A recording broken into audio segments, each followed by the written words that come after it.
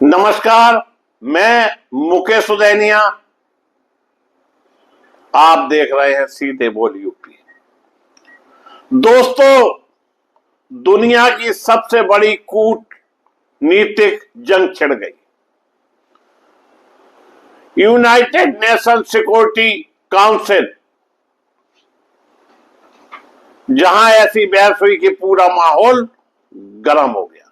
एक तरफ था यूनाइटेड स्टेट यानी अमेरिका, दूसरी तरफ खड़े थे रसिया, चीन, ईरान। अमेरिका ने ईरान पर नए प्रतिबंध लगाने की मांग की, लेकिन रूस और चीन ने वहीं खड़े होकर अमेरिका को खुली चुनौती दी। अमेरिका का आरोप और अमेरिका की प्रतिनिधि डॉन्थरी सैली, उन्होंने संसद में कहा, ईरान का परमाणु कार्यक्रम अंतर्राष्ट्रीय सुरक्षा के लिए खतरा बन सकता है। अमेरिका चाहता है ईरान पर कड़े आर्थिक प्रतिबंध लगाए जाएं ताकि उसका परमाणु कार्यक्रम रुक जाए। अमेरिका के इस रुख को समर्थन मिला यूनाइटेड किंगडम और फ्रांस जैसे पश्चिमी देश से। रूस का तीखा जवाब, लेकिन जैसे ही अमेरिका ने यह प्रस्ताव रखा, रूस के स्थायी प्रतिनिधि वेंसली निवेंजिया खड़े हो गए। उन्होंने कहा, यह सुरक्षा मुद्दा नहीं है, बल्कि राजनीतिक दबाव की रणनीति है। रूस ने आरोप लगाया कि अमेरिका संयुक्त राष्ट्र का इस्तेमाल दुनिया पर अपनी शर्तें थोपने के लिए कर रहा है। चीन भी अमेरिका के खिलाफ इसके बाद बोलने के लिए खड़े हुए।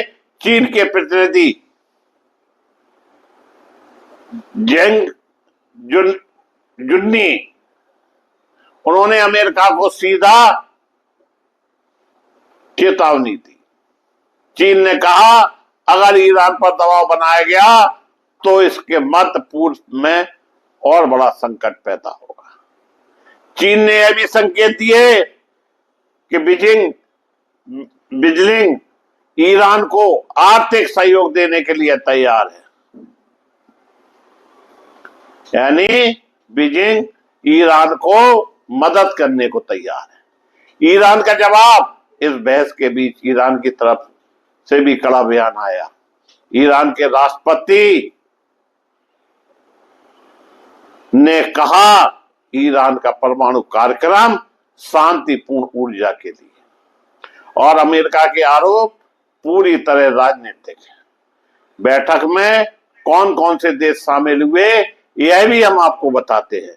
इस सुरक्षा परिषद की बैठक में कुल 15 देश शामिल स्थायी सदस्य हैं, जो कि यूनाइटेड स्टेट, रसिया, चाइना, यूनाइटेड किंगडम, फ्रांस, सदस्य देश Pakistan, Argentina, Denmark, south Korea से लेकर अन्य देश इसमें शामिल है। यानी पूरी दुनिया की नजर इस बैठक पर थी। भारत का इस पर क्या रुख रहा? अब सवाल यह है कि भारत इस युद्ध में कहां खड़ा है? भारत के प्रधानमंत्री नरेंद्र मोदी के सामने एक बड़ी चुनौती। भारत को तेल चाहिए और मध्य पूर्व में तनाव बढ़ा तो तेल की कीमत बढ़ सकती है। अगर ईरान पर प्रतिबंध बढ़े तो भारत के लिए सस्ता तेल खरीदना मुश्किल हो सकता है। इसका जनता पर असर पड़ेगा। अब जरा सोचिए, अगर ऐसा टकराव बढ़ा तो सबसे पहले क्या होगा? तेल महंगा तो भारत में petrol, diesel, gas cylinder, transport, खाने पीने का सामान सब महंगा हो जाएगा। यानी महाशक्तियों की इस लड़ाई का असर सीधे आम जनता की जेब पर पड़ेगा।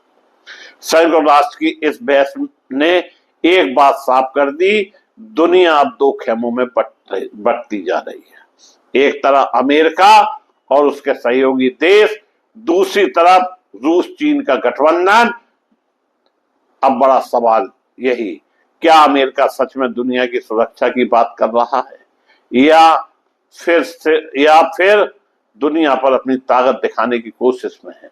क्योंकि रूस और चीन ने साफ कह दिया, अगर दबाव में राजनीति हुई तो उसका जवाब भी उसी ताकत से दिया जाएगा। मैं मुकेश उदैनिया पुनः आप सभी को धन्यवाद देता हुआ अपनी बात समाप्त करता हूं।